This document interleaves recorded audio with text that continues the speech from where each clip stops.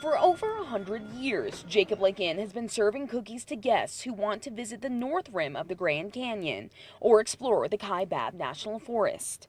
But last year they were evacuated during the White Sage Fire that burned close to 60,000 acres. And then the Dragon Bravo Fire that destroyed nearly 150,000 acres, shutting down the North Rim. Now, the Rock Canyon Fire has burned thousands of acres north of the inn.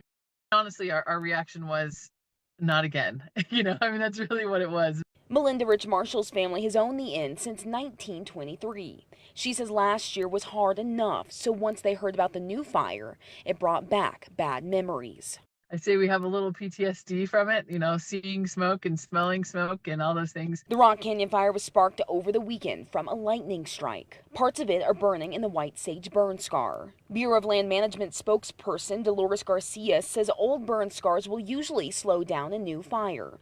But this time, it's actually fueling the flames. And in some of those areas, we're seeing quite a bit of fuels, and we're not seeing that the burn scar is helping much, especially with the winds as strong as they've been in some days and as dry as it's been. Those fuels are just tender and cured and really flammable. She says firefighters are attacking it from the ground and the air, but the high winds are limiting their ability to make water drops.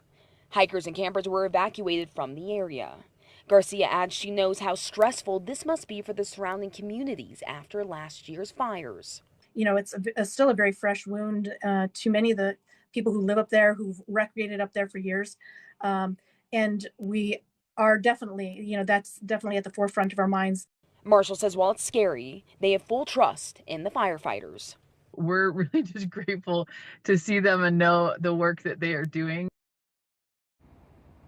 And Marshall adds this is usually their busy season, but they're experiencing a little bit of a slowdown, even after the reopening of the North Rim. So she says people can support them by staying at their inn or even just stopping in to get some of their famous cookies. Live in Flagstaff, Mason Carroll for Arizona's Family.